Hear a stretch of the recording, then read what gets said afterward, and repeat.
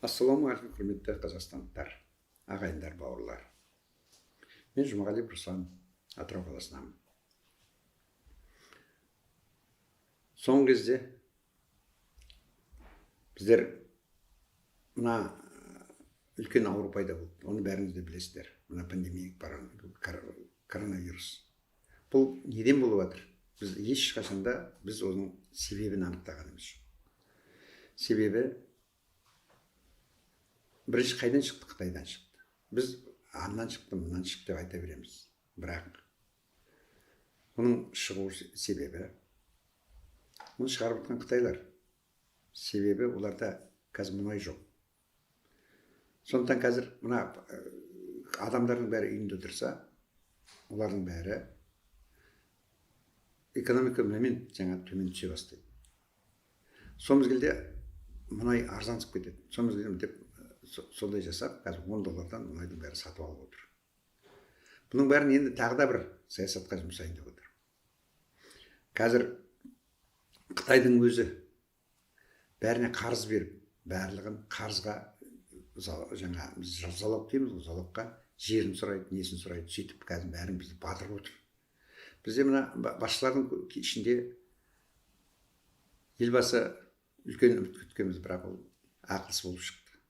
Ол жерін сатуға да, енді байлығында бәрін, жерінде бәрін сатып отыр. Енді Қытайдың барлығы бізді, тамағымызды, затымызды, бәрі, үйдегі заттың бәрі Қытайдан келіп жатыр. Біз мұнай шыққанмен, мұнайды қанша шығарсақ та, оның бәрі біз Қытайға қайтадан береміз ақшамызды. Сондықтан біздер қазір Қытай не істеп отыр? Осы енді мына коронавирус ойлап шығарып отыр ма? Енді мына шығыс Қытай, шығыс Қытай мен батыс Европа жолдарын салам деп, жолдың бәрін өздері салып жатыр да, өздерінің цементтерін, бүкіл өзінің производствомен салып жатыр олардың бәрі. Өздерінің рабочийларымен салып жатыр. Ішінде оның біздің адамдарда жоқ. Осы саясаттың бәрін жасаудың алдында бірінші Россия келіскен жоқ еді, Путин. Бірақ жаңа Қазақстан арқылы өткіземіз деп өтірік жаңа политика жасап, оны біздің елбасы түсінген жоқ. Ақтау арқылы, жаңа не арқылы, Әзербайжан арқылы, Турция арқылы солай жүргіземіз деп сөйткеннен кейін Путин барып келісіп қайтты. Келіскенде үлкен Кавалный немен келісті, жағдаймен. Енді оның бірде рабочий жасамайды, бүкіл ана Сибирьдің бүкіл ормандарын бәрін беріп жатыр. Ол жаңғыз орманын беріп қойған ештеңе емес, ол бүкіл ана орманның арасының бәріне датчиктер қойып отыр. Және де біздің көшелердің бәріне датчик қойып отыр. Датчиктің бәрі жаңа біз сергек дейміз, бәрі. Олар неге қойып отыр? Себебі олардың бәрі келатқан кісінің бәрін анықтайды. Ол сергектің несі шынында келгенде мына жол қауіпсіздігін бұзатын етеді деп отыр. Шынында келгенде ол онда адамды өлтіре алатын мүмкіндігі бар. Сөйтіп бізде Қытай бір жағынан, Америка екінші жағынан, сөйтіп бәрі бізді қысқысы келіп отыр. Біздер осы жерде біз өзіміз ақылға нетуіміз керек, жеңуіміз керек. Біз ойлануымыз керек. Бізде үкімет басына сауатсыздар келмеу керек. Үкіметтің басына сауатты адамдар келу керек. Сондықтан біздер не істеуіміз керек? Енді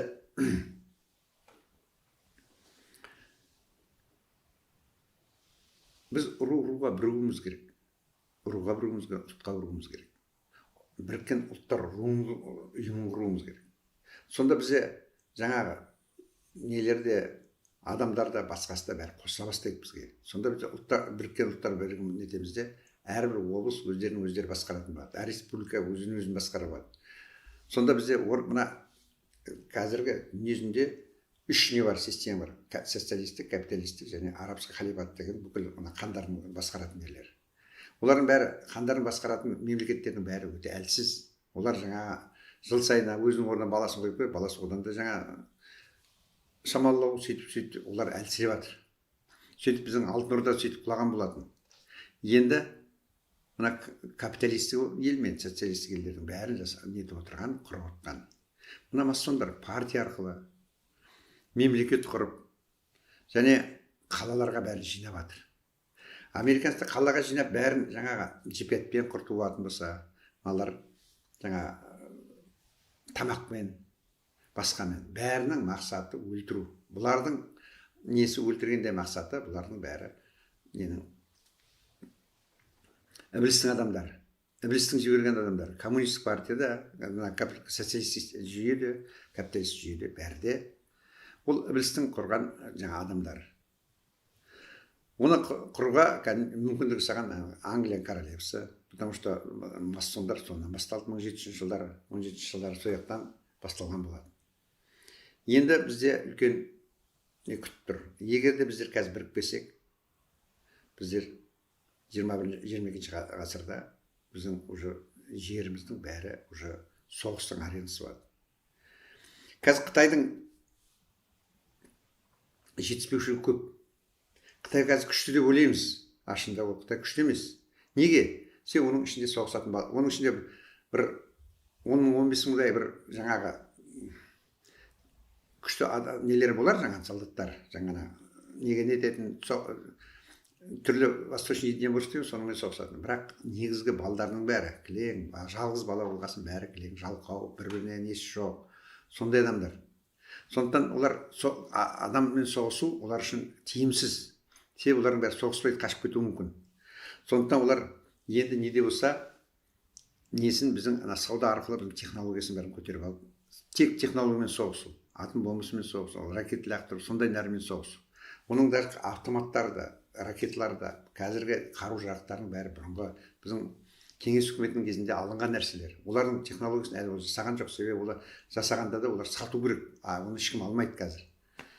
Себебі оның технологиясы мына Россияның несінен технологиясынан төмен. Сондықтан олар оған көп ақша сала алмай отыр. Болашақта ақша көбейген сайын саламыз деп отыр. Сондықтан біз қазір мына Қазақстандағы системаны өзгертіп жіберуіміз, елді басқару системасын өзгертіп жібермесек, ана сосын жаңағы бұрынғы жасалынған келісімшарттардың бәрін біз аннулировать етуіміз керек, шынына келгенде жойып жіберуіміз керек. Сұраса кімнен сұрайсың? Бар, кіммен қол қойды, содан сұрайсың. Өздерінен сұрасын, өздерінен алсын. Біздер депутаттан ба, депутаттарын алсын. Депутаттар қол қойды ма? Бірақ біздер осының бәріне сөйтуіміз керек. Сосын олар қазір соғыса алмайды қазір. Соғысуға олардың жағдайы жоқ қазір, естеріңізде болсын. Сондықтан қазір біз нетіп қалмасақ, бірігіп алмасақ, онда бізге қиын болады. Мына Америкада бізде сөйтіп, мына ақшамен де, басқамен де өздерімізді кіріптар қылып отыр. Мына қаланы салуда үлкен. Енді егер біздер қаладан гөрі ана әрбір ұлтқа, әрбір руға ауылдарын салып жіберсек, бізде қала аз болады да, қала бір жиналмайды, халық шашылады. Шашылғасын олардың бәрімен бомба лақтыру мүмкін емес. Оған олардың бомбалары жетпейді әрине. Сосын халық, біздер бәріміз халық болып біріксек, халықтың бәрі бізге қосылады. Оған ертең Европаның халқы да бәрі де қосылуы мүмкін. Даже Америкада, Қытайда амал жоқ болса, Қытайдың ішінде қырғын бұзған қазақтар да бар, ұйғырлар да бар, басқа ұлттар да бар. Олардың бәрі коммунист системада бәріміз өткенбіз, оның ішіне олар тыпырлай алмайды, не етсе де. Бірақ ертең мына басшы қазір өлгеннен кейін одан кейін басшылардың бәрі күшті деп айту қиын. Дегенмен де біз қазір осындай бастап кетсек, біз жеңеміз деп ойлаймыз. Жеңеміз. Оны Алла бізге көмектеседі. Оны бәрін сіздер оқып отырсыңдар мына предсказаниеда. Көбі біздің мына Шинжан Уйғурский автономный республиканың бәрі біздің жер еді. Сен Қытайға барғанда, Қытайдағы Великий Китайский стена дейміз ғой, ол Қытай қорған деген, сол Қытайдан қорғанатын қылып жасап қойған. Оны салған Құбылай. Бізде ғалымдар көп те ғылым жоқ. Бәрі дұрыс емес дейді. Мен қазір ғылымның 99% дұрыс емес екенін сезіп отыр. Ертең осыны біз біріксек, осы ғылымның бәрін ашқым келіп отыр. Онсыз біздер алға жүре алмаймыз. Бізде ең бірінші тәрбие болу керек. Мына қалаға жинағанның өзі біздердің балдарымыз наркоман болып кетуі мүмкін. Мына Россияда сояқ болып кетіп жатыр. Қыздарымыз жезөкше болып кетуі мүмкін. Қазір солар бәрі балдардың бәріне біз көңіл аударып жатқанымыз жоқ. Мына елді ел қылатын ер балдарға тәрбие бізде жоқ болып кетіп жатыр. Сондықтан осылардың бәрі тәрбиелеуіміз керек. Қазір мына біздің елбасы, қазір біздің президентіміз Тоқаев Қасым Жомарт Кемелұлы үлкен көп қызық нелер жасап жатыр. Бірінші оның жасаған несі еңбегі Евразийский экономический союзға қол қойылған жоқ. Ол бір, ол жақсы, ол қазір бізде басып отыратын еді. Қазір Россияның өзінде де үлкен жаңа нелер болып жатыр. Қарсы шығу басталып жатыр. Хабаровскіде, басқа да жаңа президентке. Енді осыларды пайдаланып біздер де бірігуіміз керек. Мына қазір мына ағарту жұмысына жаңа не келді. Біздің жаңағы Аймағамбетов келді. Мына медицинаға Цой келді. Соның бәрі. Сосын мына бұрын біздің жастардың бәрі шетелге кетіп жатыр еді. Енді мына жастардың бәрін мына әкімдердің орынбасары алып жатыр. Оның өзі бірден қазір біздер Тоқаев жаман деп айтамыз. Ол кірген бойда бәрін жасау мүмкін емес. Естеріңде болсын. Мына үйге келген үйде бірден салу мүмкін емес. Бірден дайындалу керек, салу керек. Өзінің командасын жинау керек. Бәрімізден біздің мақсатымыз мына осы неден қиындықтан аман есен өту. Осы бір қиындықтан өтті. Енді бізде нетіп отырған болашақ қиындық. Алдымызда тағы да мына декабрьдегі 5-2 бар. Содан сақ болайық. Ал құрметті ағайындар, мына бұлардың бәрі өздері өлсе де, бұлардың бәрі ана Абистің программитетке адам. Олар бәрі бір-бірімен қырыла берсін. Олардың мақсаты, Абистің мақсаты. Бізде халықты, адамзатты қыру, жаңа бәрін тұзаққа жіберу. Біз Алланың жасап өткен жасамай отырмыз. Егер руға қосылып, руға, ұлтқа бірігетін болса, бұл мына менің Құранның 49 сүренің 13 аятында жазылып тұр. Барлық адам ата қауымынан тұрады. Бірақ ұлтқа, руға, тайпаға бөлінбей жазылып отыр. Сондықтан біз бастап бірігейік. Сосын біз мына кеше мына Сатпаев қаласындағы ондай адамдар қазір түседі. Сендер мына «Секретный стрельник. Основа мироздания» деген кітабын оқысаңдар, соны жазып отыр. Адам жанын бірінші Алла Тағала жаратқанда бірінші мына тау жынысына береді. Горный породаға дейді ғой. Содан кейін 3 рет береді. Сосын өсімдікке 10 рет береді. Сосын жаңа жануарға 30 рет береді. Сосын адамға 100 рет береді. Адам 100 рет болғаннан кейін Алланың бірінші уровені істейді. Алланың уровенінде 100 уровень. Оның бәрі, егер де секретный стрельник Алладан түспесе, оның бәрі қалай жасын. Сондықтан мен сіздердің бәріңді оқыңдар деп, бұлардың бәрін аударған жақсы көрем. Мен қазір қазақша жазды кезін қазақша айтып отырмын. Бірақ осы менің қазақша айтқанымды орысшаға, ағылшынға, французға, басқа тілдерге аударсаңдар, мен не етер едім жаңа. Қуанышта болар едім. Ақшасында төлер едім мен өзім. Бірақ бұның мақсатым бәрі менде пайда табу емес. Халықты аман алып қалу біздің ұрпақтарымыз. Мен өзім бірталай жасарым деп қазақ айтқандай. Өзім бірталай нәрсені жасадым мен бәрі. Өмір сүрдім, жақсы өмір сүрдім. Бірақ адамзатты неге алып қалмаймыз? Мен өмір бойы наукамен айналыстым. Мен ешқашанда қырсық мінезім бар. Өз дегеннен қайтпайды.